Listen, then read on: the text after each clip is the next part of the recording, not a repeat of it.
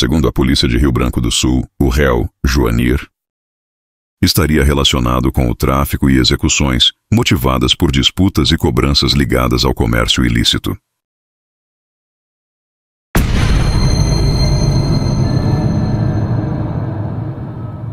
Vamos lá então. Jurados, vamos lá então. Boa tarde para todos de novo, sejam muito bem-vindos. Nós damos início aqui na sessão plenária, segunda da nossa reunião, né? Hoje, autos 42.603/2010, em que é autor o Ministério Público do Paraná e acusado Joanir Jeffer. Pedindo a gentileza, então, Arthur, oficial de Justiça, que por favor efetue o pregão. Sob a presidência do meritíssimo juiz de direito, Dr. Tiago Flores Carvalho, está instalada a sessão plenária, referentes aos autos de ação penal 42.6003/2010, 8.16.0147, em que é réu Joanir Jeffer e vítima José Renato Martins Cordeiro e Paulo César Furquim de Paula. Encontrando-se presentes para o então julgamento, o então réu Joanir Jeffer, os seus defensores, Dr. Juarez França Costa Júnior, Dr. Marlon César Doim Carneiro e doutora Gisele Ribeiro do Nascimento, e a representante do Ministério Público, promotora de Justiça, doutora Roberta Franco Massa. Havendo as testemunhas para serem ouvidas em plenários arroladas tanto pela defesa quanto pelo Ministério Público, se faz presente Dirceu Martins Cordeiro por videoconferência e Sérgio Luiz dos Santos por videoconferência. Não se faz presente a testemunha Solange Aparecida Furquim de Paula e Nadacir dos Anjos de Paula. Ok, obrigado, Arthur.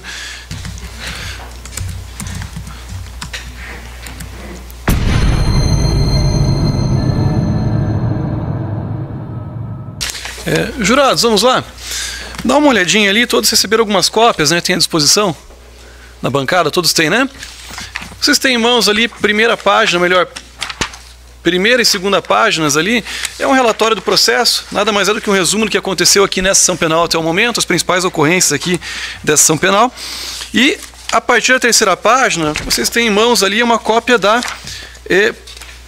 pronúncia. Em verdade, também foram juntados aqui uma decisão do primeiro grau, que é um processo lá de Rio Branco do Sul, em que houve a impronúncia do acusado e em seguida o acordo, então, que reformou essa impronúncia e então submeteu o acusado, aqui no caso, o Joanir Jeffer, a julgamento perante o Tribunal do Júri. Tá certo? Tudo que consta aqui nessas decisões interpretem apenas e tão somente a título informativo, até porque quem vai resolver esse processo em definitivo para condenar ou para absolver são vocês, o Conselho de Sentença, os jurados. Tá certo?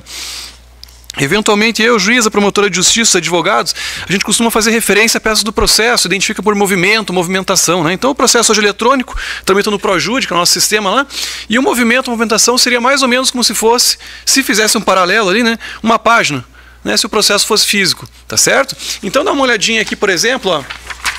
Aqui em cima tem ProJude, processo, tem o número, e um pouco para frente, no caso do relatório, vai ter MOV.109.1. Localizaram ali em cima?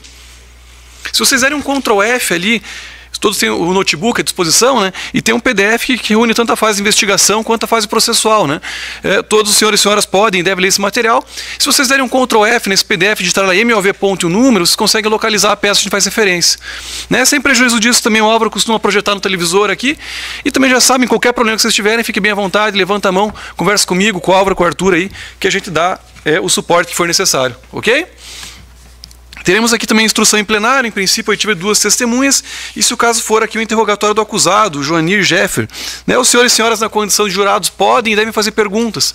Então se tiver alguma dúvida ou esclarecimento que a pessoa que estiver aqui sentada, ou então por videoconferência tenha que responder, tenha que esclarecer, bem à vontade. A hora que eu der a oportunidade, levanta a mão, pega o microfone, né, e faça assim a pergunta, tá certo? Se por qualquer razão entenderem que não é caso de fazer a pergunta direto no microfone, tem papel e caneta à disposição, faz por escrito, passa para o Arthur, ele me repassa, e eu repito aqui a pergunta que vocês tiverem feito, ok? Até aqui alguma dúvida? Pois não. Ah, tá sem o login e a senha. Tá. Dá uma olhadinha ali, por favor, Álvaro. Ele já libera o notebook ali, sem problema. E aí, pessoal, veja aqui uma última anotação. Vocês formam um órgão colegiado, um conselho de sentença, são 7 jurados que não têm direito a um voto, a uma decisão, vamos chamar assim, mas esse voto, essa decisão é individual. Na prática, isso significa dizer que vocês não podem conversar entre vocês e nem com outras pessoas a respeito do processo. Né? Então, conversar é possível, não tem problema, a gente vai passar aqui algumas horas, não vai exigir que vocês fiquem de boca fechada, não é isso, né? Só que o nosso código, a nossa lei que regulamenta o procedimento aqui proíbe que vocês troquem ideia, troquem figurinhas a respeito né, do que consta no processo, para que um não influencie o outro. Tá? Se isso acontecer, inclusive, é causa para dissolver o conselho de sentença, e o nosso código lá até prevê a aplicação de multa para quem der causa, né? Então, só observar bem essa restrição que ele nos impõe aí, para que não tenhamos contratempos durante o julgamento, tá certo? Nós passamos aqui a tomar o nosso compromisso, é uma formalidade que prevê a lei, eu faço a leitura em voz alta, em seguida chamo o jurado 1 a 1, e à medida que forem sendo chamados, por favor, respondam assim eu prometo, tá certo? Então, todos em pé, por favor. Jurados, em nome da lei, eu concito-vos a examinar essa causa com imparcialidade e ainda proferir a vossa decisão de acordo com a vossa consciência e também de acordo com os ditames da justiça. Eu chamo inicialmente aqui o jurado Rodrigo. Não, pode ficar, é só assim eu prometo, Rodrigo. É só responder assim eu prometo. Isso, perfeito, agradeço. A Bárbara. Ok, o Nicolas. Ana Paula. O Luan. Maiara. E por fim o Luiz Henrique. Perfeito, vamos lá. Doutora Roberta, em relação à ordem de inquirição, tanto faz? Tanto faz. Vamos lá então, Arthur, por favor.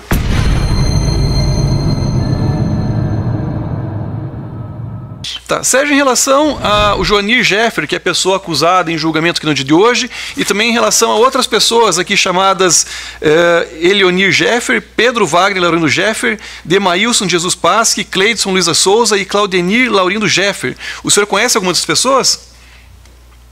Não conheço. Tá ok. O senhor será ouvido como testemunha e por isso presta o compromisso legal de dizer a verdade, ok? Ok. Tá. Eu não me apresentei, me perdoe, Sérgio, o senhor está aqui presente, não é Thiago, eu sou juiz de direito, sou responsável aqui por tocar esse julgamento. Quem vai conversar com o senhor a partir de agora é a doutora Roberta, promotora de justiça, tá bom? Ok. Ok, doutora Roberta. Obrigada, excelência. Boa tarde. Boa tarde. Sérgio, o doutor Tiago te perguntou a respeito dessas pessoas, mas eu vou te perguntar a respeito da vítima. O senhor se lembra do José Renato Martins? Ele morava aqui do lado. Isso, ele era seu vizinho, né? Sim. Na época, ele e a Isabel eram seus vizinhos. Exatamente. Tá. O senhor se recorda da morte do José Renato e também do Paulo César? Recordar? Não, eu recordar, a gente recorda. O que o senhor se lembra, então, a respeito da morte do seu ex-vizinho? Na realidade, eu cheguei da igreja, isso eu lembro bem. Né? E eu fui na missa das 19h, e daí cheguei em casa e daí só fui saber do movimento outro dia. Então, na hora do movimento, o senhor não viu nada? Nada, não vi nada. O fato teria ocorrido por volta das 11 da noite. O senhor não se lembra de ouvir barulho, tiro, nada? Não, não me lembro. Não lembra. O senhor se lembra se na época o senhor tinha contato com o José Renato? Apesar de ser seu vizinho, tinha contato? Não, não tinha, não. Não tinha contato? Só de vista, assim, sabe? O senhor se lembra com o que ele trabalhava? Não lembro. Também não lembra? Não lembro. Tá. O senhor, na época, ficou sabendo por que ele teria morrido? Não, eu soube assim pelo que as pessoas falaram, mas eu não soube assim oficialmente por que aconteceu esse fato. Sim, mas pelo que as pessoas falaram, o que o senhor soube? Era, sei lá, porque a gente trabalhava, né, e daí ia para a igreja. O que eles falavam? Eles falavam que era negócio de droga, mas eu nunca soube de nada. Então, tá bom. E depois, a dona Isabel, ela continuou morando na casa depois da morte do José Renato? Eu vi ela, acho que eu vi uma ou duas vezes, poucas vezes eu vi, não dá para numerar, mas poucas vezes. Daí eu não via mais ela. Não viu mais. Não. O Paulo César, que estava na casa, o senhor conhecia? Não. Não conhecia? Não. Então também não ouviu dizer alguma coisa a respeito da morte dele? Não, esse eu não vi comentário. Esse não. Então tá bom. Agradeço o depoimento do senhor. Excelência, devolvo a palavra. E pela defesa, alguma pergunta? Como assim, doutor? Não entendi. Só um minutinho, Sérgio. Vou perguntar se os advogados aqui tem alguma pergunta para o senhor. Sem perguntas. Sem perguntas? Tá ótimo. Obrigado. Pelo conselho de sentença, alguma pergunta? Tá. Sérgio, eu também não tenho mais perguntas. Aqui a gente encerra, ok? Eu agradeço, obrigado.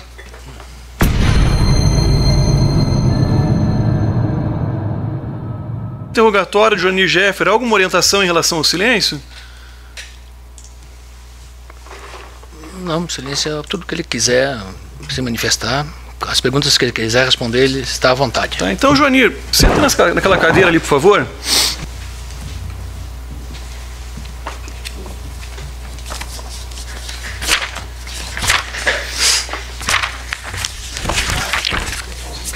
E só apertar o botão ali, por favor, Joanir. Aí, ok. Tá. Pode iniciar a gravação ali, por favor, Alva. Iniciamos, né? Então, Joanir, o nome completo do senhor, qual que é? É Joanir Jeffer. Tá. Joanir, meu nome é Thiago, eu sou juiz de direito, sou responsável aqui por tocar a sessão de julgamento. Faremos agora seu interrogatório, tá certo? Tá certo. O seu atual endereço qual que é?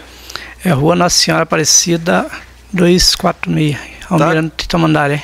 Em Almirante Tamandaré? Qual que é o bairro lá? É Parque São Jorge. Tá, a sua profissão, Joanir? Eu mexo com a obra inteira. Minha profissão na carteira é eletricista. Mas hoje o senhor faz o quê? Eu construo, faço a obra inteira. Construtor, é isso? Construtor, Tá, em média ganha quanto por mês? Agora eu tô ganhando mais ou menos de 5 a 7 mil. Depende que eu trabalho de autônomo, né? Entendi. Chegou a frequentar a escola? É só na primária, né? Da primeira a quarta, quando eu era criança só. Ensino fundamental, ok. O senhor sabe ler e escrever? Sei. Tá, o senhor é casado? Sou. Tem filhos? Tenho 3 filhos. Eles têm que idade? Tem de 24 a 30. Tá, são todos maiores, é isso? Todos maiores. Não depende do senhor? Agora não depende mais, certo? Tá ótimo. Problema de saúde o senhor tem? Tenho. Tá, qual que é o problema de saúde? É diabetes. Tá em tratamento? Tô. Ok. Afora esse processo criminal, o senhor tem ou teve outros? Eu tive de uma espingarda de caça, né? Tá, ao todo foram quantos processos criminais e por quais crimes? É só o porte, né? Porte de arma, é isso? Só. Isso aconteceu onde? Aqui em Curitiba, Rio Branco do Sul? Foi no sítio, que eu sou criado do sítio, sabe? Rio Branco do Sul. Em Rio Branco do Sul, o senhor foi condenado por conta disso? Por causa da espingarda, fui condenada. Tá, essa pena já foi cumprida? Já. Já? Já. Quando que isso aconteceu? Foi em 2015 que me prenderam. Tá, tudo bem. Tem conhecimento da acusação desse processo aqui? Agora tem, Conversou com o seu advogado já, né? Conversei. Tá, então a partir de agora, Joanir, não é obrigado a responder as perguntas que eu fizer. Se quiser, pode ficar em silêncio, isso vai prejudicá-lo, ok? Tá bom. Só que, por outro lado, esse momento que o senhor tem para dar sua versão a respeito do que aconteceu. E se isso que consta aqui for verdade, o senhor admitir, confessar, em caso de condenação, a sua pena pode ser atenuada, ou seja, pode ser reduzida por conta dessa confissão. Tá certo? Sei, O senhor tem interesse em ver as perguntas ou não? Prefere ficar em silêncio? Não, pode perguntar. Uma coisa que eu souber, eu falo. Tá, a pergunta que se faz nisso aqui, Joanir, é simples. Diz o Ministério Público no dia 19 de agosto de 2009, por volta das 23 horas, na rodovia dos Minérios, quilômetros 26,5, bairro Santaria, em Rio Branco do Sul, aqui no estado do Paraná, o senhor Joanir Jeffer, juntamente com Eleonir Jeffer, Pedro Wagner Laurindo Jeffer, Demailson de Souza Pasque, Cleidson Luiz de Souza e também Claudenir Laurindo Jeffer, teriam matado a vítima José Renato Martins Cordeiro e fizeram isso depois de terem invadido a casa dela da vítima. Né? Também menciona o Ministério Público nesse mesmo contexto. O senhor, acompanhado dos demais, também teria matado Paulo César Furquim de Paula. Né? Então, basicamente, o que se tem aqui é uma acusação de homicídio qualificado, e a pergunta que se faz, então, conforme dito, esses fatos são verdadeiros, são falsos? São falsos. Tá, o que é que houve aqui nesse episódio, Johnny? Tipo assim, como? O que aconteceu aqui? Quem que era José Renato Martins Cordeiro e também Paulo César Furquim de Paula? Eu não conheço essa família nenhum. Não sabe dizer quem são as pessoas? Não, nunca ouvi falar. Que são as vítimas? Ok. Quem que é Eleonir Jeffer? Esse Jeff que tá aí é filho do meu irmão, os 3 Jeffer. Tá, são seus sobrinhos? Sobrinhos. Tá, o Leonir é conhecido por Liuna, o polaco? Liuna. Liuna, é assim que chamam ele? Isso. Tá, por que chama de Liuna, sabe dizer? É criança, né, que é de Eleonir. Ele ficou Liuna. Tá. Pedro Wagner Laurindo Jeffer. É Wagner, Vag. Chamam de Vag, é isso? Seu sobrinho também, né? Sobrinho. Demailson de Jesus Pasque. Esse eu não conheço. Não sabe dizer que é essa pessoa? Não. Tá. O Gleidson Luiz de Souza? Também não conheço. E o Claudenir Larino Jeffer? É sobrinho. Tá. Como é que vocês chamam ele? De Misa. Misa, esse é o apelido dele? É. Tá. E quem é que matou aqui as vítimas? José Renato, Paulo César, você sabe dizer? Não sei. Não. Até que depois que me acusaram, eu tentei me informar, mas não tem. Tá. Não fiquei sabendo quem. Como é que é seu apelido? Meu apelido de criança é Ico. Ico? Ico Jeffer. Tá. Todos se chamam de Ico lá em Amarante Tamandaré, Rio Branco do Sul? É, a família, né? Esse apelido também é de criança. Tá, entendi. Né? Hoje o senhor mora em Amarante Tamandaré, né? Moro. Desde que eu vim do sítio do interior, no Rio Branco mesmo eu não morei. Eu morei Rio Branco do Sul você não morou? Não, eu me criei no sítio, né? No Assung. É 30 quilômetros para frente do Rio Branco. Tá, e fica onde esse sítio? É em Rio Branco, só que é interior, né? Ah, tá, mas é na cidade de Rio Branco do Sul. Cidade de Rio Branco do Sul. Tá, e há quanto tempo que o senhor mora em Amarante Tamandaré? Eu vim com 19 anos, faz 30. Ah, tá, mas 34, nessa época aqui, 2009, aqui eu morava com a minha irmã no Parque São Lourenço, que daí eu vim meio sem condições, eu fiquei trabalhando na empresa e dormia na minha irmã, né? Mas Parque São Lourenço, onde que é? Parque São Lourenço é entre Tamandaré e Curitiba. Aqui perto, tá. O parque que o senhor se refere é o parque de Mateus Leme, ali no final do Mateus, que é quase... Bem ali, a minha irmã mora ali. Seguir Mateus Leme e vai lá para dos Minérios, é isso? Isso, ali que a minha irmã mora até agora. Tá, entendi. E o que aconteceu aqui para incluir o senhor nessa história aqui? Pois é, eu fiquei sem saber. Tá, o senhor conversou com seus sobrinhos aqui, o Pedro, o Leonir e também o Claudenir? Conversei, eles não sabem de nada, não foi eles de jeito nenhum, eles juram que não foi eles. Também não sabe o que aconteceu? Eles não sabem o que aconteceu. Tá, nessa época aqui, 2009, o que o senhor fazia da vida? Trabalhava de eletricista. Eletricista? Eletricista e seus sobrinhos faziam o que da vida? Eu acho que nessa época eles trabalham na roça. Todos trabalham na roça? Trabalham na roça. O senhor é usuário de droga? Não, nunca usei droga nem cachaça. E seus sobrinhos? Eles também não. Também nunca, nem o senhor nem os sobrinhos? Não, que nós somos nascidos no lar cristão, daí agora eles fumam. Tem um que fuma bastante, mas que nem esse polaco, Olhuna, nem fumar não fuma. Fuma o quê? Fuma cigarro, né? Fuma tá, mas não é entorpecente, é algo lícito, é isso? Não, só cigarro, mas cigarro também é fedido, né? Tá, entendi. Aí a mãe sem chamar a atenção dele. E por que a denúncia aqui faz referência que esse episódio tem relação com o tráfico de drogas, cobrança de dívida? Pois é, eu acho que esses rapazes tinham briga entre eles, quiseram achar alguém para acusar, né?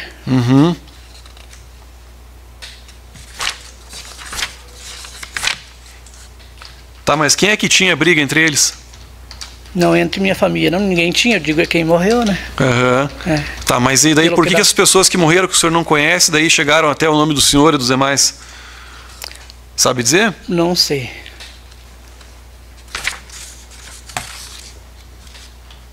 Sabe dizer se pelo menos as pessoas que morreram aqui tinham envolvimento com o tráfico, com droga, de alguma maneira? Não, nunca fiquei sabendo, porque eu morava em Curitiba nessa época, né, e Rio Branco e Assungui é no meio, assim, sai longe. Quem que é Isabel do Carmo Lopes? O senhor sabe dizer? Não, nunca ouvi falar antes, só agora nesse processo que eu vi, né. Tá. É porque o que constou aqui foi que a Isabel do Carmo Lopes estava junto quando as pessoas foram mortas, estava com o filho dela de 9 anos. Aí disse que ela fugiu, né, e segundo consta que viu no processo, aí, tempos depois ela foi morta também. Também. E ela teria relatado aqui para os policiais aqui que, enfim, na investigação, que teria ouvido que tinham que terminar o serviço, porque do contrário poderiam ser reconhecidos e o Ico não ia gostar. Ico? É, mas lá no Rio Branco tem bastante Ico. Ah, tem mais um Ico lá? Não é só o senhor? Não. Quem mais que é Ico lá em Rio Branco? Lá tem um senhor que agora é bem mais velho que eu, tem o Ico Nodari, tem o Ico Taborda, tem vários Ico lá. E daí tem o senhor sabe dizer se as pessoas que são chamadas de Ico lá conheciam aqui as vítimas? Ou tinha alguma relação com elas? Que conheça, não saiba. Que anda mais, que eu conheço mais, que é motorista de ônibus, é Ico Nodari. Que o Nodari é motorista de ônibus. Tá. O seu apelido Ico vem da onde? É de criança também, de infância. Não, tudo bem, mas assim, tem um motivo para chamar o senhor Ico? Não, é que minha mãe me chamava de Zanico. O nome é carinhoso de mãe, né? O meu Zanico, nome e aí ficou Ico depois, é isso? Isso, daí a mãe chamava de Zanico. Daí as crianças disseram não saber dizer Zanico, dizia Ico, deve ser isso. porque meu irmão é Joanir. Daí meu tio, né? O meu tio, irmão da mãe, é Joanir também. Daí a mãe, para dividir o irmão dela e o filho, ela dizia Zanico para mim. Esse apelidinho é de neném já.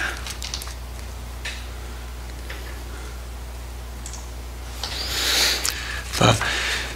Essa pessoa que eu mencionei para o senhor aqui, Isabel do Carmo Lopes, que foi morta depois, segundo diz aqui o processo, ela chegou a fazer reconhecimento de algumas pessoas da delegacia.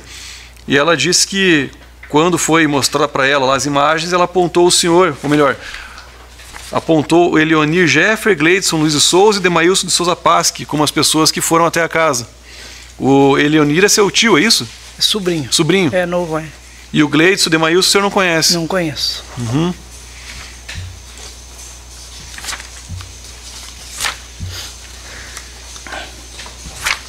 Tá ótimo. Não tem mais perguntas por enquanto, senhor Joanir. Pelo Ministério Público, alguma pergunta? Sem reperguntas. Ok, pela defesa? Tá. Pelo Conselho de Sentença, alguma pergunta? Não.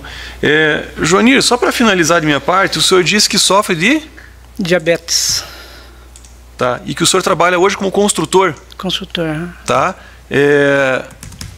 O que o senhor faz exatamente como construtor? Qual que é a sua atividade, a sua função ali nessa tarefa, nessa profissão, nesse trabalho? Eu sou mestre da obra aí, daí a elétrica é eu que faço tudo. Na parte de pedreiro e fundação eu entendo tudo, né, de projeto, essas coisas. Tá, mas o senhor vai na obra lá e bota a mão na massa, é isso? Vou isso todo dia. Até põe uns brocos, eu ponho também. Tá, entendi. A sua doença, então, não tem nenhuma limitação física? Não impede que o senhor trabalhe, que o senhor ande, que o senhor, enfim, suba na escada? Não, às vezes eu tomo a insulina rápida, que eu tenho que tomar depois da comida, daí me dá uma fraqueza, mas eu sinto uma tontura e sento. Mas não atrapalha de trabalhar. O senhor teve algum problema para vir até aqui hoje? Não tive. Como é que o senhor veio? Eu vim de carro com a minha esposa.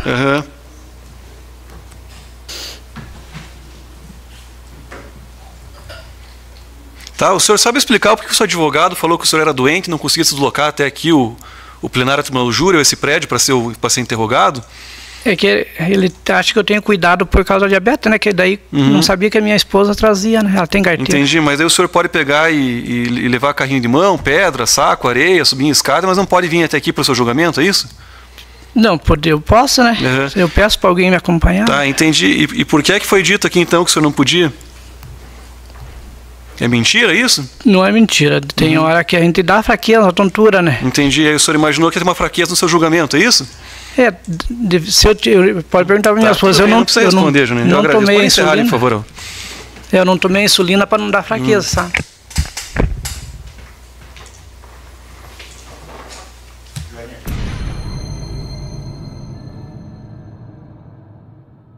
Então, jurados, vamos lá, conforme sinalizado, o Ministério Público tem o prazo total à disposição de 1h30. Doutora Roberta, seu prazo inicia agora, a senhora tem a palavra, fique à vontade.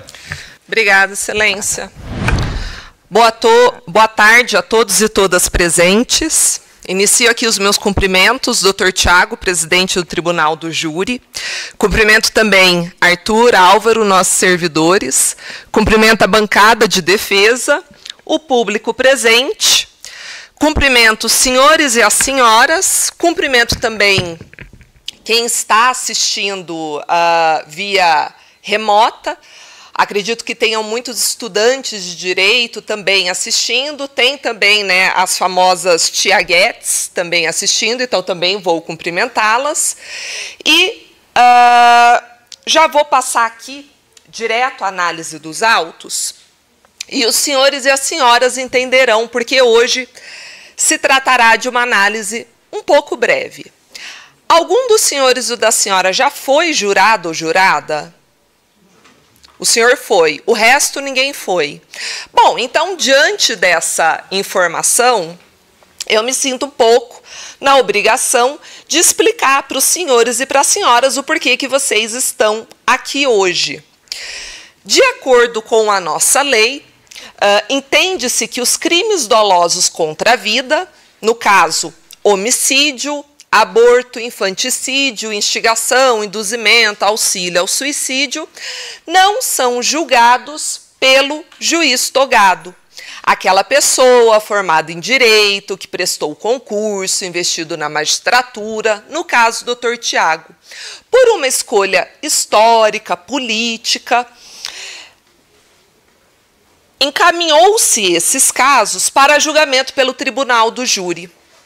E a lei diz que o tribunal do júri é formado por 7 jurados ou juradas que são, escolhidos por meio de uma lista formada anualmente.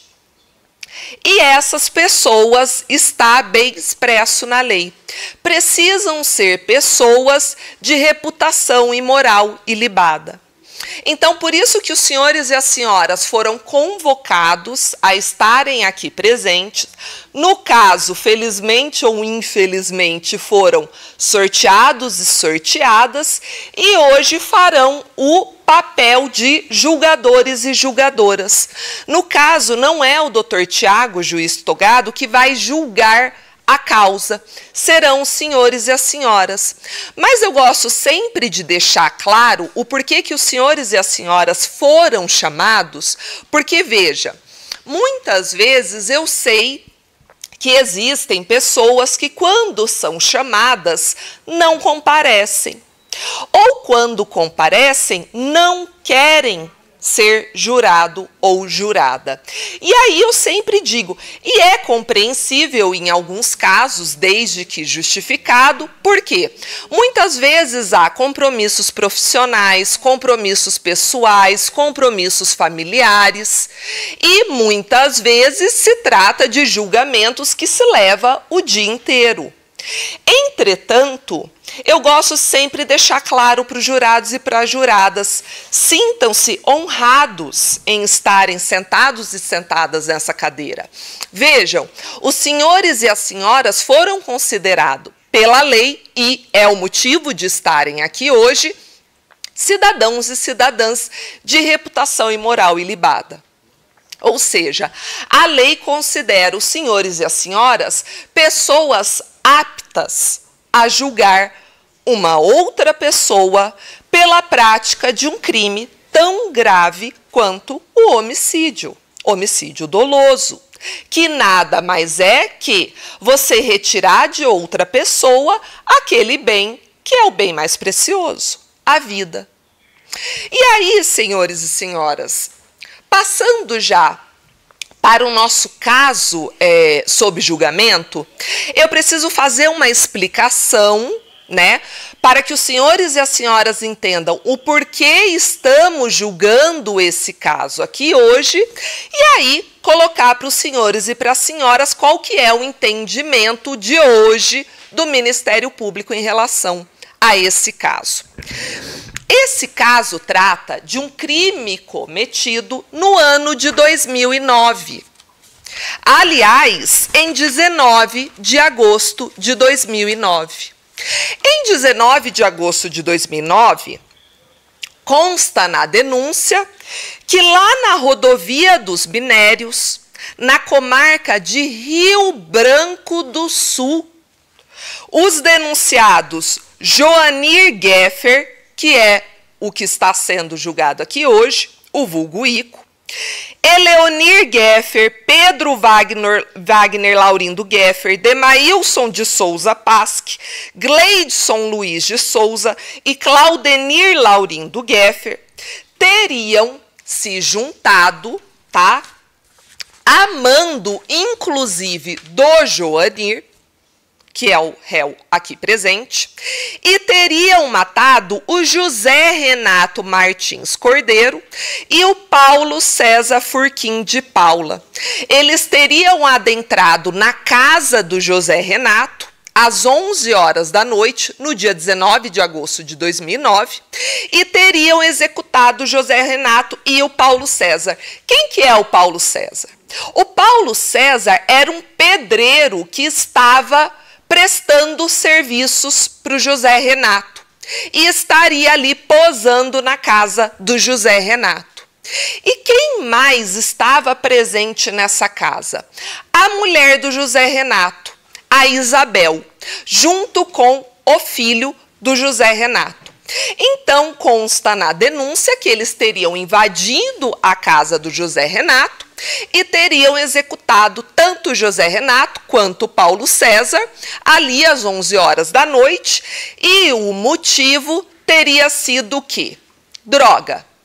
Comercialização de droga, disputa do tráfico de droga, algo que hoje se faz muito presente em qualquer comarca.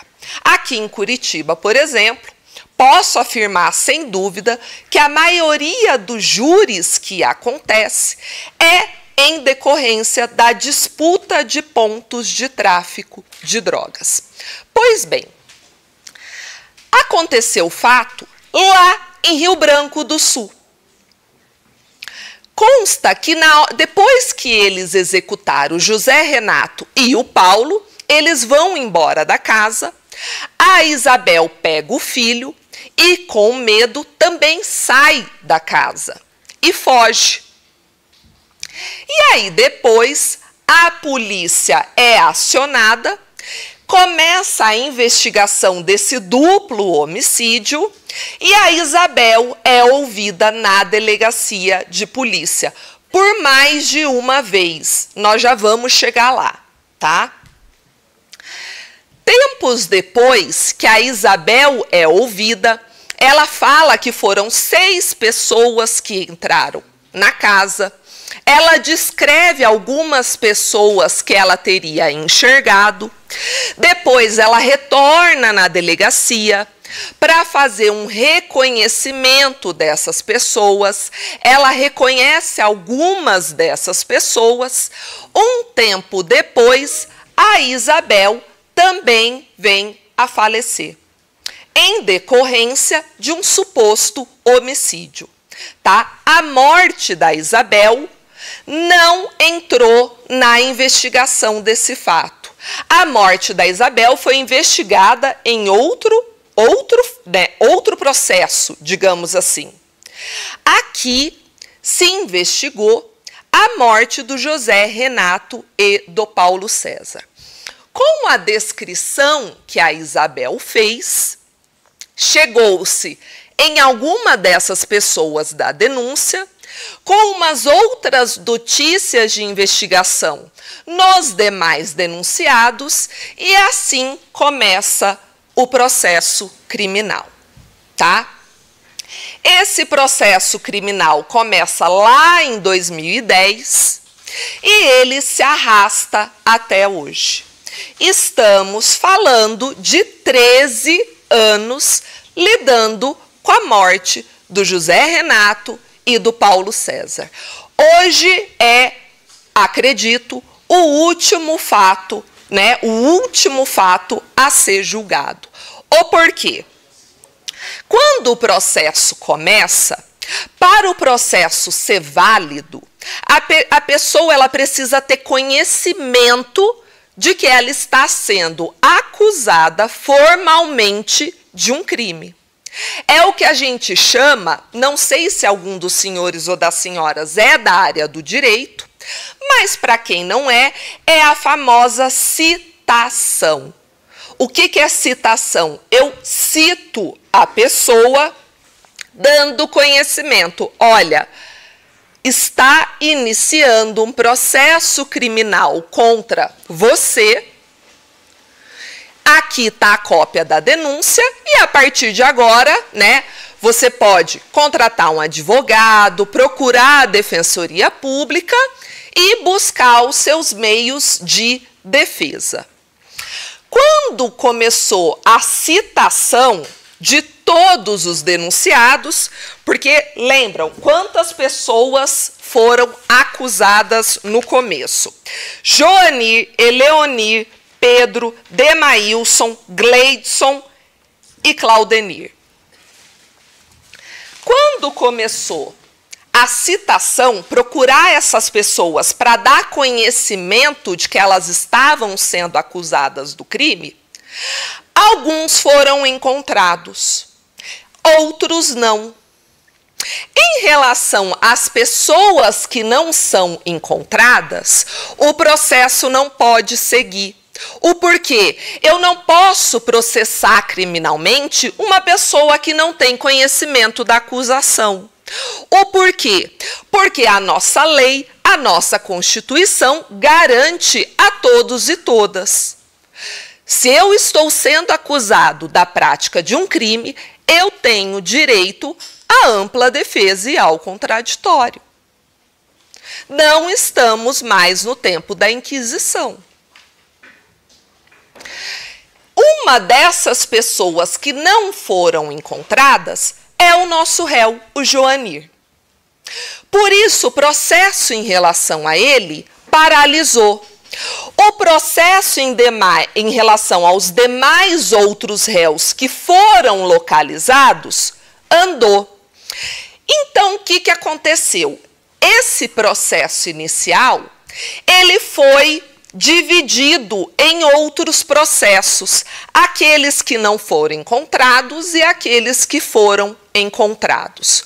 Obviamente, aqueles que foram encontrados, o processo correu mais rápido. O processo correu, essas outras pessoas também foram levadas a júri e foram absolvidas. No decorrer desse tempo, estamos falando de 13 anos, os outros que não haviam sido encontrados, foram citados e o processo também correu. Também foram absolvidos. Quem é que sobrou? Sobrou o Joanir. O Joanir foi encontrado e citado muitos anos depois.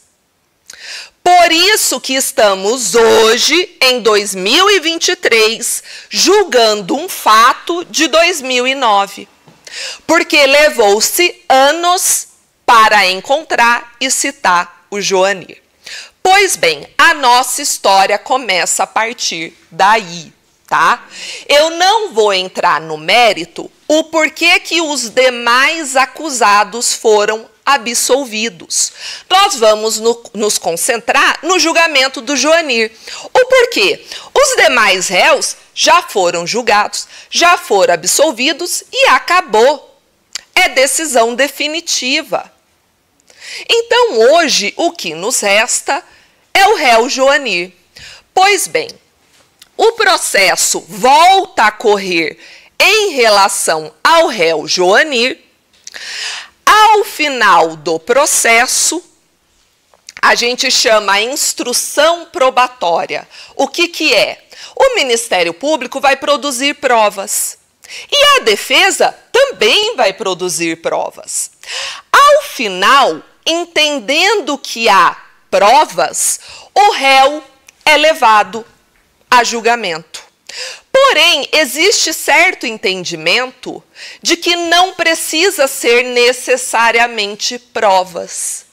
Pode ser apenas indícios. O que são indícios? Indícios indicam. Prova comprova.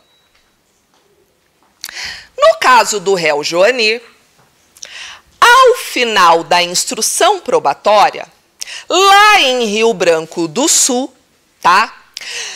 O Ministério Público que atua lá, a promotora de justiça que na época atuava lá, que também nem mais está lá, vou pedir para os senhores e para as senhoras abrir, é o movimento 1.347, para os senhores acompanhar, senhores e as senhoras acompanhar. O porquê que eu quero que os senhores e as senhoras acompanhem? Porque eu quero demonstrar para os senhores e para as senhoras o que a promotora da época lá de Rio Grande do Sul entendeu e, no entanto, o que eu, representando o Ministério Público aqui hoje no julgamento, entendo, para os senhores entenderem onde é que eu quero chegar. A promotora, através das suas alegações finais, ela faz todo um relato de tudo isso que eu estou falando para os senhores. Do começo do processo, do desmembramento, depois quem que foi julgado, quem que foi absolvido, e isso e aquilo. Aí ela passa a se referir ao réu Joanir, tá? E ela começa dizendo o seguinte: trata-se do julgamento de membros de uma família há muito conhecida e temida nessa comarca, aonde impera a lei do silêncio, em razão do conhecido envolvimento em mortes brutais e tráfico de drogas. Para reafirmar que se trata de uma família criminosa, deve o juízo levar em consideração também a extensa ficha criminal dos outros denunciados, já julgados e infelizmente absolvidos. E aí ela continua, ela traz os depoimentos da Isabel na delegacia de polícia, porque a Isabel depois foi morta, então em juízo a Isabel não é ouvida. Quem que são ouvidos em juízo? Testemunhas da mesma forma que os senhores e as senhoras presenciaram hoje. Não sei de nada, não vi nada. Foram ouvidas parentes do José Renato, parentes do Paulo César, o vizinho do José Renato, e ninguém sabe de nada, tá? Aí a promotora, ela traz, né, as declarações da Isabel. A Isabel, como eu disse para os senhores e para as senhoras, foi ouvida mais de uma vez na delegacia. E a Isabel, né, ela informa que é a esposa do José Renato, ela conta o que ela presenciou. E aí ela diz o seguinte: que ela se encontrava na sala quando 3 indivíduos arrombaram a porta, que os indivíduos que se encontravam na cozinha seguiram em direção da declarante do seu filho, apontando a arma, ordenando que não olhasse para eles, e aí eles não executaram ela. Então, ela, a declarante, saiu sozinha em busca de ajuda quando notou que um carro que não sabe o modelo, não sabe a cor, estava parado em um trevo próximo e ouviu vozes que diziam: este é o depoimento da Isabel. O que as vozes diziam? Vamos voltar lá e terminar o serviço porque ela viu nossa cara. Esse é o depoimento da Isabel, tá? Depois ela descreve as pessoas que leva ela a um outro reconhecimento. Nós já vamos chegar lá.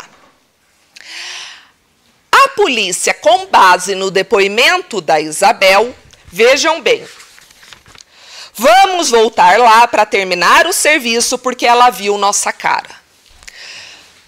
A polícia continua investigando e junta um relatório de investigação. Nesse relatório de investigação que os investigadores juntaram, eles dizem que ninguém quer falar formalmente, por medo de represárias, e que outras testemunhas não teriam coragem de depor. E aí eles escrevem nesse relatório o seguinte: que a viúva senhora Isabel pegou seu filho e fugiu se escondendo na mata. Quando viu os elementos, um carro escuro mais uma moto, próximo ao ocorrido, ouviu quando um deles a mandou voltarem ao local para terminarem o serviço, pois ela poderia reconhecê-los e que o Ico não iria gostar. Isso está no relatório de investigação. Ou por que eu chamo a atenção de estar no relatório de investigação?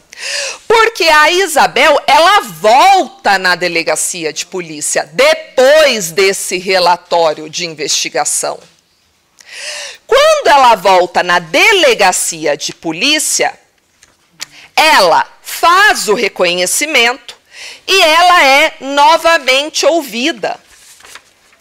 Entretanto, senhores e senhoras, nesse outro depoimento, vejam, lembram, no primeiro depoimento, o que ela diz? Ela diz que ouve. Vamos voltar porque ela viu nossa cara. Nesse novo depoimento, ela não fala nada a respeito de Ico. A informação do Ico é trazido pelo relatório da investigação. Nos 2 depoimentos da Isabel, ela não menciona Ico. Ela menciona outras pessoas que ela vem a reconhecer, aí sim, como o Eleonir Geffer e outros dos acusados. Salvo engano, ela reconhece o Eleonir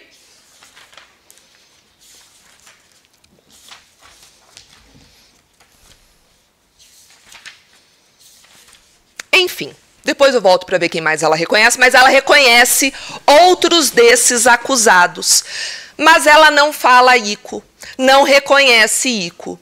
A informação do Ico é trazida num relatório feito pelos investigadores de polícia. O porquê que eu estou frisando isso para os senhores e para as senhoras? Porque quando termina a instrução do processo do Joanir, a juíza de Rio Branco do Sul fala o seguinte: olha, ninguém sabe de nada, ninguém ouviu nada. A viúva do acusado, quando foi ouvida na delegacia, ela fez o reconhecimento de outras pessoas. Ela não fez o reconhecimento desse réu. Então, eu vou impronunciar. O que é impronunciar? Eu não tenho provas, elementos, indícios suficientes para levar essa pessoa a julgamento pelo tribunal do júri. E, de fato, o que há na instrução probatória? Aquilo que os senhores e as senhoras viram hoje. Não vi nada, não sei de nada. Não há nenhuma prova técnica. Não há nenhuma perícia, não há nenhum laudo técnico de celular, de câmera, do que for, que ateste a presença do réu ali no dia dos fatos. E a juíza disse, eu não tenho elementos, porque até esse depoimento da Isabel prestado na delegacia, onde na delegacia não vigora o contraditório e a ampla defesa, ao contrário de uma instrução probatória feita na presença de juiz, na presença de advogado, na presença do Ministério Público. Nem nesse depoimento ela aponta a pessoa de Joanir. Quem aponta a pessoa de Joanir, vulgo Ico, é um relatório de investigação que diz o seguinte: pessoas não querem prestar depoimento. Então a juíza lá de Rio Branco do Sul fala o seguinte: não tenho elementos para pronunciar. O que o Ministério Público faz, na época promotora? Não aceitou a decisão. Quando não aceitamos, não concordamos com uma decisão, se recorre da decisão. Não vai para o Facebook fazer textão, não vai para a frente de STF quebrar, se recorre da decisão. Isso é o que faz quando alguém não concorda com uma decisão. E a promotora recorreu, utilizando-se dos mesmos argumentos. Vejam, quais são os argumentos? É uma família perigosa, todos eles possuem antecedentes, as pessoas têm medo de depor. Aliás, esse fato vem para ser julgado aqui em Curitiba, movimento 178.1. Porque a promotora ainda entende, olha, se todo mundo lá foi absolvido, ele também vai ser. Então eu vou pedir para tirar esse julgamento da comarca de Rio Branco do Sul e mandar para outra comarca. Porque aqui os jurados e as juradas podem estar contaminados, podem não ser isentos. O porquê? É uma família conhecida, são pessoas que ostentam antecedentes, todo mundo tem medo de depor. Por isso, senhores e as senhoras da comarca de Curitiba estão julgando esse fato. A decisão a que eu fiz referência está no movimento 53.1. Caso os senhores e as senhoras queiram ler, tá? Para entender o que a juíza falou. Senhores e senhoras, o tribunal do júri, ele é competente para julgar um crime doloso contra a vida, para julgar um fato. Se o réu é ou não é pessoa temida, é ou não é pessoa perigosa, é ou não é pessoa com antecedentes, se as pessoas têm ou não têm medo, que relação isso tem com o fato? Nós não estaríamos julgando o fato. Nós estaríamos julgando a pessoa. E nós não trabalhamos com direito penal da pessoa. Nós trabalhamos com direito penal do fato criminoso. Vejam, o que eu quero colocar para os senhores e para as senhoras não é assim, olha, o Joanir realmente não cometeu, ele é inocente, tudo isso que falam dele é mentira. Inclusive, veio até o processo injustamente, ele nem é temido, ele nem é perigoso. Eu não vou entrar nessa seara. Eu não conheço essa seara. Eu não trabalho em Rio Branco do Sul. E ainda que eu conhecesse, ainda que eu trabalhasse, Ministério Público não pode trabalhar com achismo. O que eu acho do réu? O que eu acho da família do réu? O que eu acho da sociedade de Rio Branco do Sul que tem medo do réu? Eu até posso acreditar em tudo isso que está nos autos. Mas isso não são fatos. Isso não é uma prova de que uma pessoa matou outra. Você dizer que uma pessoa matou outra porque ela é perigosa, ela ostenta antecedentes, todo mundo teme ela, a partir de amanhã, qualquer um está sentado no banco dos réus. Porque você não vai mais trabalhar com fato, com prova. Você vai trabalhar com aquilo que você acha, com aquilo que você pensa, com algo muito subjetivo. E tudo aquilo que é muito subjetivo é muito perigoso. Vejam, não estou afirmando que o réu ou os demais réus não cometeram o crime. Ainda que os demais réus tenham sido absolvidos. Eu não conheço o motivo da absolvição. O que eu estou afirmando para os senhores e para as senhoras é: não há provas de que o réu cometeu esse crime. Seja mandando, seja executando, seja o que for. Ninguém viu, ninguém sabe nada. A única pessoa que viu reconhece outras pessoas que foram absolvidas e que em nenhum momento se refere ao nome do Joanir. Quem coloca o nome do Joanir é o relatório de investigação. Doutora, a senhora está falando que os investigadores estavam mentindo? Não. Eles podem não estar mentindo, tranquilamente. Entretanto, essa notícia que vem no relatório de investigação, ela precisa ser comprovada. Quando a investigação colhe notícias, colhe informações, precisa produzir prova em relação a isso. Senão, vai ficar no disse que me disse, no ouvir falar. Ou então, o fulano que falou para o Beltrano que veio e falou. Aliás, a testemunha ouvida aqui disse, olha, eu não sei de nada, eu sei do que eu ouvi dizer. Sim, o que você ouviu dizer? Que ele morreu em decorrência de droga. Mas ele sabe que foi em decorrência de droga? Ele deixou bem claro, a testemunha. Não, eu não sei, eu ouvi dizer.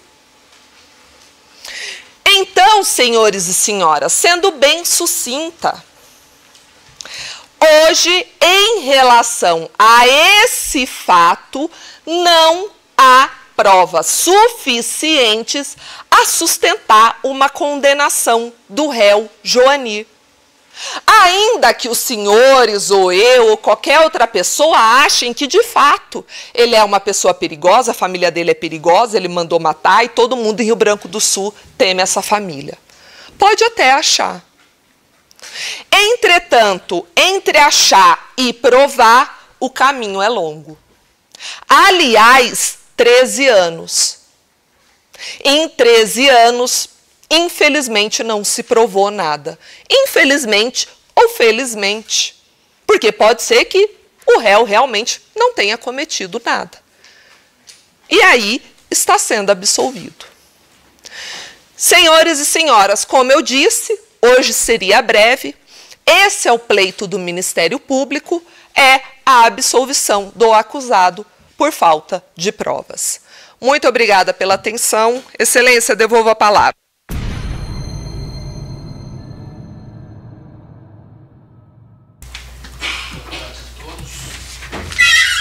Boa tarde a todos. Eu cumprimento inicialmente o presidente dessa mesa, a ilustríssima senhora promotora, os servidores aqui presentes, os senhores jurados e os assistentes. Às vezes a gente se depara com surpresas. A figura do promotor de justiça muitas vezes é confundida com o promotor de condenações. E hoje é a segunda surpresa que eu tenho de ver a brilhante sustentação justa do órgão acusador. A seriedade de uma acusação como essa merece todo cuidado, todo estudo, como eu vejo que fez o órgão acusador. Foi preciso estudo e muita observação para perceber que a única testemunha do lamentável ocorrido não disse, nem se referiu ao acusado aqui.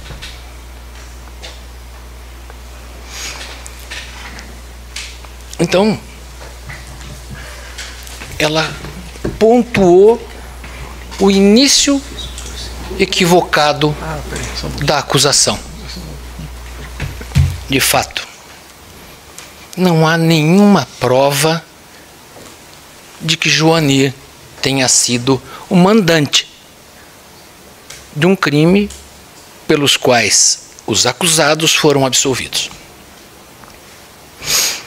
Mas há outros elementos importantes de serem considerados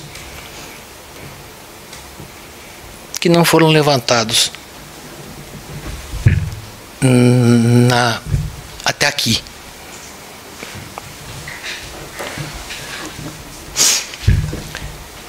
mandar matar alguém.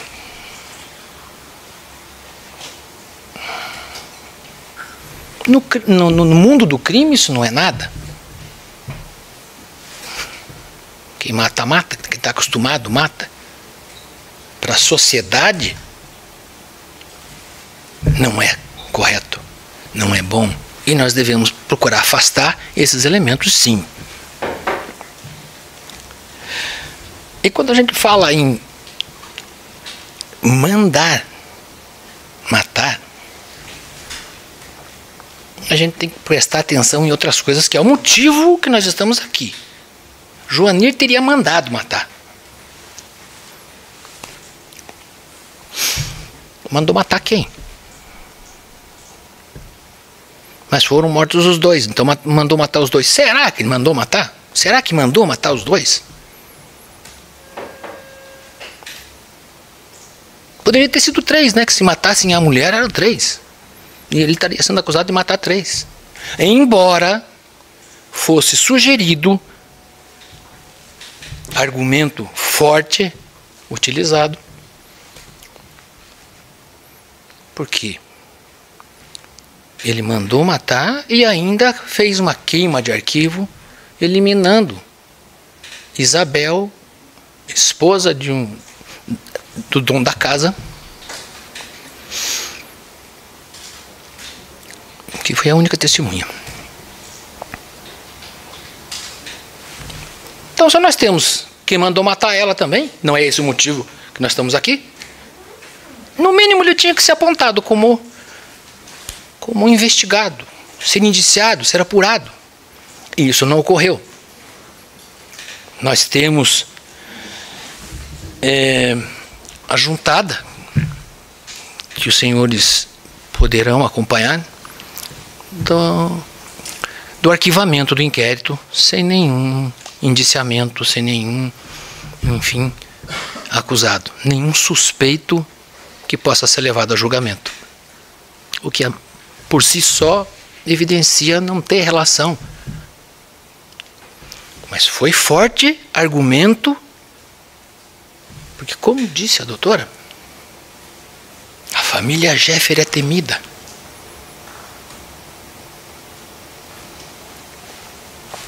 A família Jeffer é temida, mas também consta dos autos argumentos da juíza de Rio Branco ao prestar suas informações quando houve o desaforamento ou trazido o julgamento de Rio Branco para Curitiba. A família tem fama, tem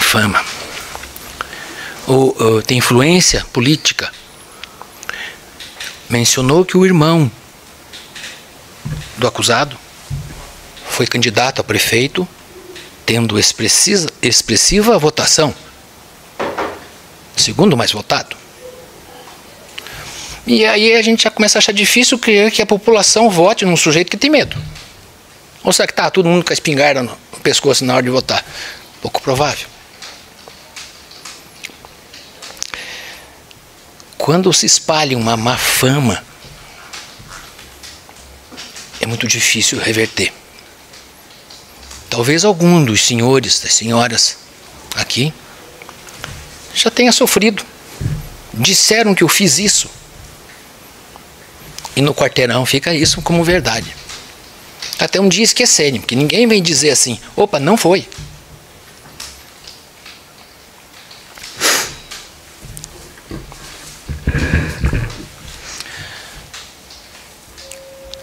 Eu vou, se me permitem, fazer algumas observações contidas nos autos,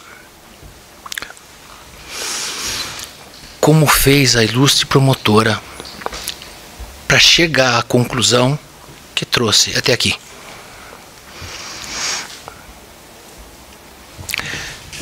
Vamos tentar reconstruir mentalmente, fazer um filminho cada um do que está escrito, do que aconteceu.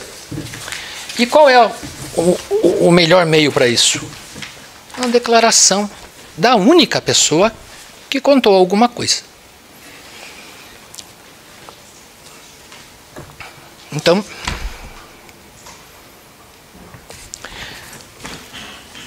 Disse ela. Movimento 1.15, se alguém quiser acompanhar.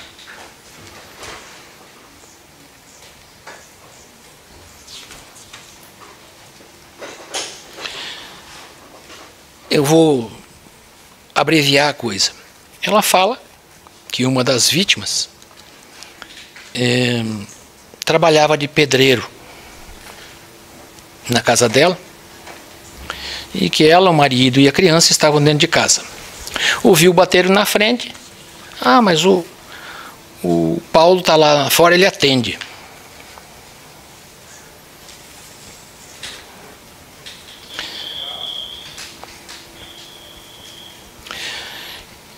Que não deram maior importância, porém logo a seguir a declarante ouviu, no final da primeira página. Importância, porém logo a seguir a declarante ouviu chutes na porta da sala e da cozinha e gritos, onde afirmavam que eram da polícia. Que então a declarante perguntou a seu marido o que a polícia estava fazendo na sua residência. Tendo José Renato, seu esposo, respondido que nada sabia. Que nesse momento a declarante se encontrava na sala com seu filho, quando 3 indivíduos arrombaram a porta. Aqui começa o filme. Procure imaginar essa cena. 3 indivíduos arrombaram a porta, estando todos eles armados, e trazendo Paulo, que estava na frente e atendeu essa turma, o qual foi jogado no chão da sala de bruços. Que tais indivíduos, apontando as armas para Paulo, perguntavam: cadê as pedras? Que Paulo apenas balançava negativamente a cabeça. Que segundos depois, os indivíduos efetuaram diversos disparos em direção à nuca de Paulo. Que logo em seguida, a declarante ouviu vozes na cozinha, onde seu esposo se encontrava, e que as pessoas diziam: erga o braço. Que a declarante olhou em direção à cozinha quando viu outros 3 indivíduos atirando contra seu esposo, o qual estava de pé. Difere do que está escrito na denúncia, mas nesse não é o ponto importante. Continuem visualizando essa imagem. Eu vou explicar logo mais por quê. Que os indivíduos que se encontravam na cozinha seguiram em direção da declarante e seu filho, apontando a arma e ordenando que não olhassem para eles. Que a declarante suplicou para que não fizessem mal a ela e seu filho. Então os 6 homens saíram rapidamente da residência, gritando: vamos para o camburão. Aí ela saiu da residência, pulou a janela, esperou eles saírem, pulou a janela, foi no vizinho, relatou a situação, o vizinho ficou com o filho e ela se esgueirou. Quando então viu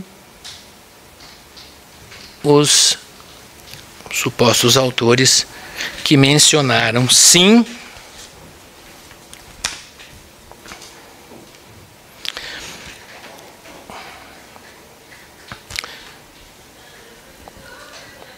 a declarante saiu sozinha em busca de ajuda quando notou que um carro, que não sabe o modelo e a cor, estava parado em trevo próximo à casa da declarante e que ouviu vozes que diziam: vamos voltar lá para terminar o serviço porque ela viu a nossa cara.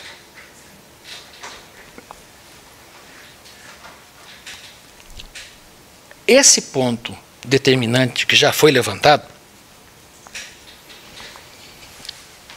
é o filminho que nos importa agora. 6 pessoas se dizendo policiais. Fiquem, olhe para baixo, não olhe para a gente. Nós temos um relato curioso levantado por um dos acusados. Eles foram presos. Bom, antes de chegar nesse ponto, eu quero destacar mais um detalhe desse relato. que dos 6 indivíduos que participaram dos fatos, a declarante conseguiu visualizar o rosto de 2 deles, sendo o primeiro loiro, olhos azuis, rosto redondo, com mais ou menos 1,75, encorpado, mas não gordo, com idade aproximada de 25 a 30 anos, com um brinco na orelha direita. Que o outro rapaz era moreno, medindo aproximadamente 1,65, com uma cicatriz do lado esquerdo do rosto, magro, cabelo escuro e curto, sem barba e bigode. Que a declarante disse ser capaz de fornecer dados para a confecção do retrato falado dos 2 autores do delito. 2. Recordam-se que a doutora Roberta falou que houve mais reconhecimentos na delegacia. Ela declarou que só conhecia 2, mas acabou por reconhecer outros. Muito bem. O que é curioso aqui? 6 policiais foram até a casa de um dos acusados, repito, foi absolvido. A gente observa a franqueza do relato dele, dizendo que inclusive não sabe identificar os policiais porque não permitiam que olhassem. Mas as fotos que foram tiradas na casa dele, atrás do carro dele, foram aquelas que serviram depois para reconhecê-lo.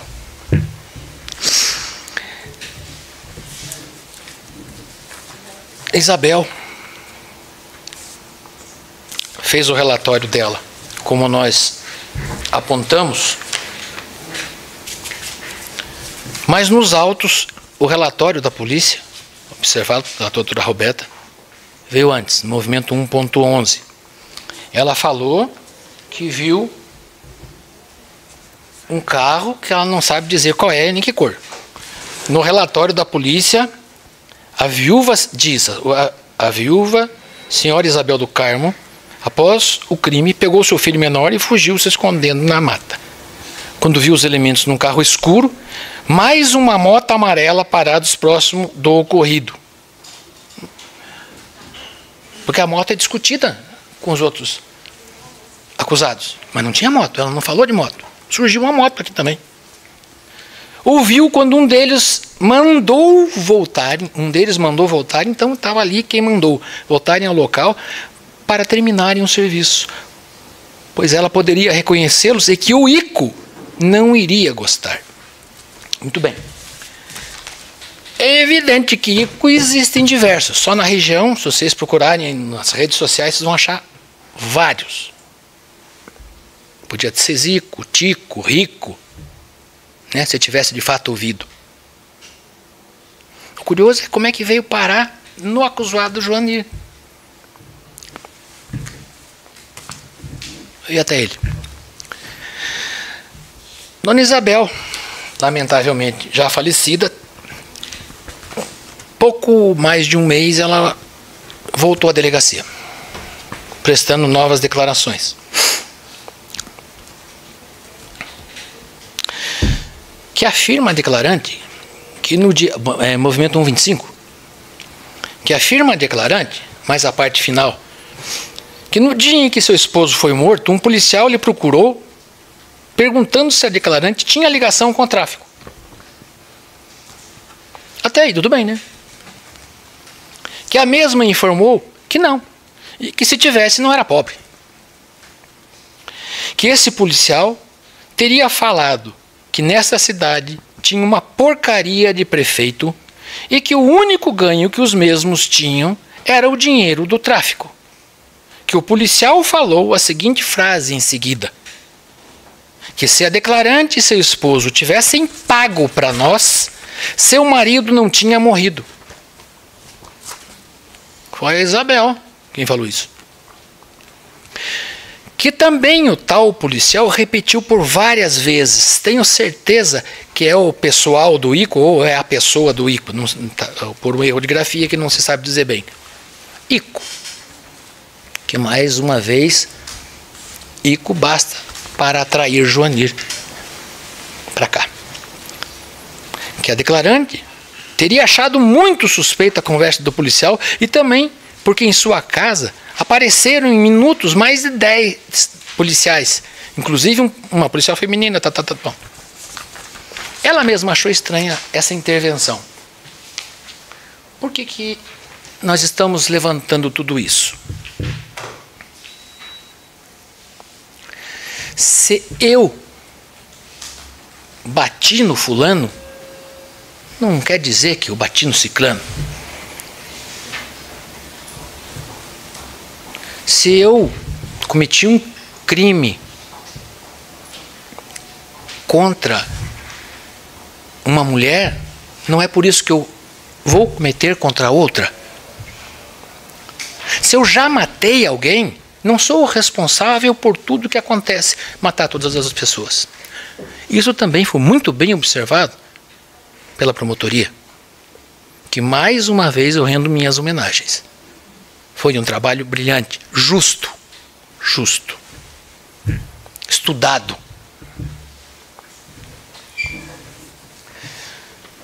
Senhores, a tarefa que cada um tem aqui é dificílima. Não creio num quadro desse, mas a cada vez que é preciso decidir sobre o bem maior da vida, que é a liberdade, cada um tem que ter a sua consciência tranquila quando vai para casa. Eu vou contar um particular que nem devia. Eu, há muitos anos atrás, fiz a escola da magistratura, que recomendo a qualquer um que seja da área do direito. É uma excelente pós-graduação, embora a maioria pense que é para preparatório para concurso da magistratura, na verdade é preparatório para atividade da magistratura. Eu nunca quis fazer para pretender ser juiz, porque a tarefa de julgador é dificílima. Então eu nunca optei por esse caminho. E hoje os senhores estão aqui para justamente fazer o que é correto.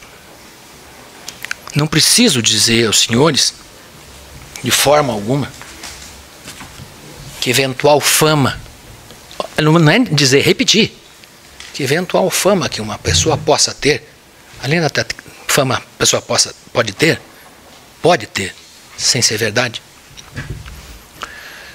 não atrai a ela todas as culpas. Nós sabemos que temos muitos culpados andando por aí soltos. Sabemos que deveriam estar presos.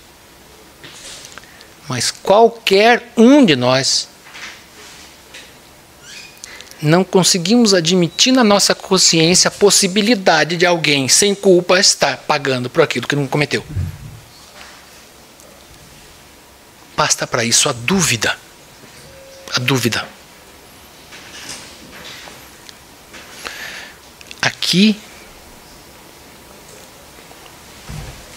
não vejo possibilidade de além de sutis indícios por apontamento, não de quem poderia apontar, mas por um apontamento forçado. Como rapidamente eu quis mostrar aos senhores, às senhoras,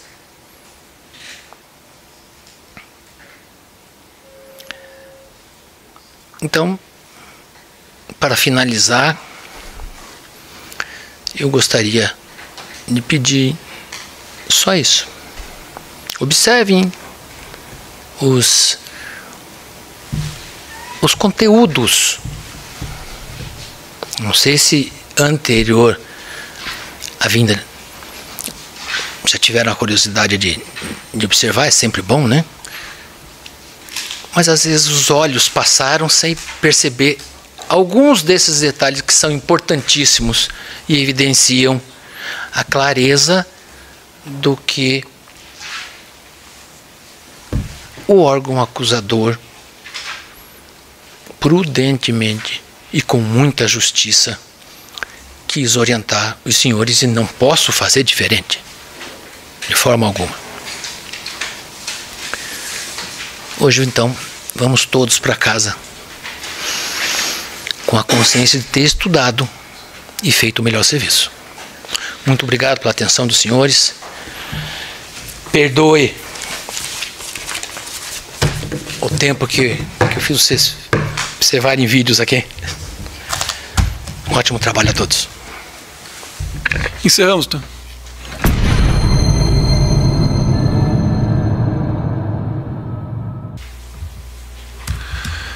Ok, Arthur.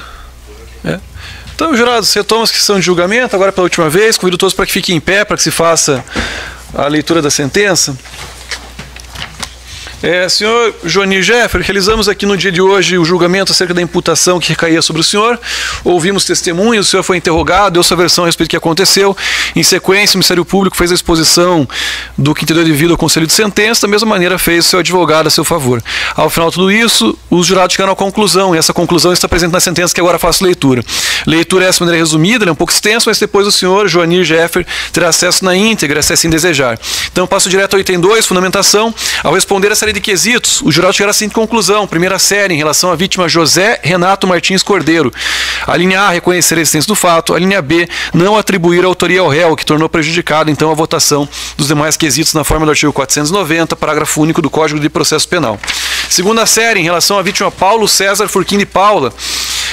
A linha A, reconhecer a essência do fato. A linha B, não atribuir a autoria ao acusado, o que tornou igualmente prejudicada a votação dos demais quesitos, de acordo também com o mesmo artigo 490, parágrafo único do Código de Processo Penal. Item 3, positivo. Diante do exposto, em atenção ao Conselho de Sentença, julga-se improcedente a acusação, a efeito de absolver o acusado Joanir Jeffer das imputações pelas quais foi pronunciado. Eu dispenso a leitura dos demais itens. Curitiba, plenário tribunal do júri, dia 21 de setembro de 2023. Doutora Roberta, para o Ministério Público, alguma colocação, algum requerimento? Não. Doutores para a defesa? Sem requerimento de Tá ok, dessa forma, então, aqui agradecendo a presença de todos, Ministério Público, Defesa, servidores, a escolta policial, o serviço terceirizado, ao próprio acusado, em especial os jurados e também ao público que nos acompanha aqui presencialmente pela internet, na ausência das considerações, dou por encerrada a presente sessão. Eu agradeço, obrigado.